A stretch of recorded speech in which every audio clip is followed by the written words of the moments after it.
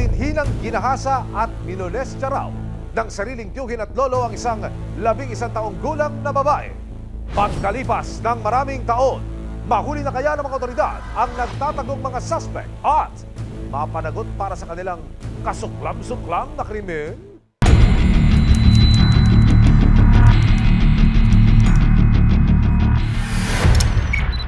April 2023, nakatanggap ang barangay Sangandaan ng nakababakalang tawag mula sa principal ng isang paaralan.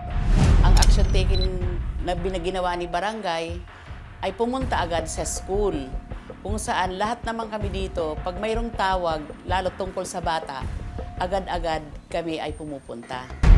Sumbong sa kanila, may 11 taong gulang na estudyante na naghihingi raw ng tulong. Nung kinakausap namin yung bata, baka daw pwedeng matulungan siya kasi siya ay biktima ng kanyang lolo't angkel. Dagdag ng Quezon City Social Services Development Department o SSDD na naging katuwang ng barangay sa kaso. Isang diskusyon sa klase ang nagtulak kay Tanya. Hindi niya tunay na pangalan na magsumbong sa kanyang mga guro. One time din po mayroong isang math teacher po niya na nakita yung mga blade. Ginamit po ng 7 bata sa loob ng classroom para mag-self-harm dahil dun sa mga naranasan nilang pang-aabuso. Noong araw ding iyon, agad na pinamedical si Tanya at nang lumabas sa mga resulta, nakasaad na nagtamo ang bata ng blunt penetrating genital trauma to the hymen. Resibo na inabuso at pinagsamantalahan ng musmos. Simula 2018, 11 years old pa lang siya that time. Ang una pong nag-abuso sa kanya ay yung kanyang tiyuhin, maternal uncle. Paulit-ulit po yon. Pero ang mas masaklap, ang ina mismo ni Tanya, hindi pinaniniwalaan ang sarili niyang anak. Mother, sabi namin, may problem yung anak mo. Alam mo ba to? Hindi totoo yan. Mabait ang tatay ko at hindi gagawin ng kapatid ko yan.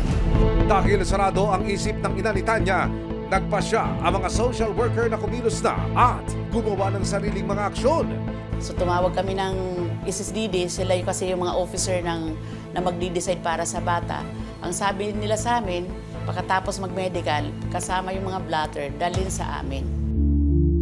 Umiiyak siya, akala niya wala nang tutulong sa kanya. Akala niya wala siyang masasandalan kasi 4 years na siyang ginagahasa. Sa gitna ng pagtitiwala ni Tanya sa mga social worker ng barangay at ng SSDD, ibinunyag niya na sa kanilang takanan, hindi lang siya ang inaabuso ng kanyang lolo at tiyuhin. Biktima rin po ang ate ko pero wala siyang kakayanan na magsumbong kasi wala naman siyang masandalan. Sa paintulot ng SSDD at mga social worker, nahanap ng resibo si Tanya na nasa 8 gulang na ngayon. Magdadalawang taon na mula nang nakalabas siya sa shelter. Na-shelter ako noong 2023, grade 9 ako, 15 years old. 7 months po yung tinagal ko sa loob ng shelter. Nakita ko naman siyang nakatulong kasi ang dami ko din naman pong naging experience sa loob. Kwento ni Tanya sa resibo, mabait ang kanyang tiyuhin sa kanya noong magkasama sila sa bahay. Panay bigay pangaraw nito ng pangbaon at pagkain sa kanya.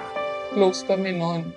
Hindi mo maiisip na magaganon ka niya kasi every time na may gusto ako before, binibigay niya pag may pera siya. Parang hindi mo maiisip na may ganun siyang gustong gawin sa'yo.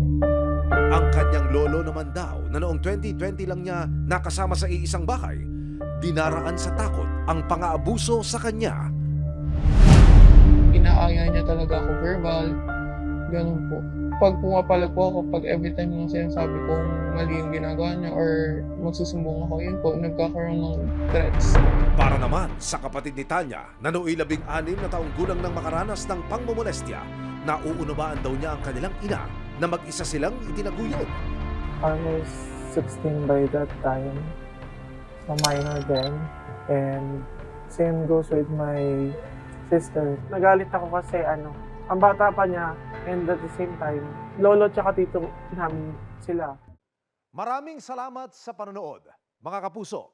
Para masundan ang mga reklamong nasolusyonan ng resibo, mag-subscribe lamang sa GMA Public Affairs YouTube channel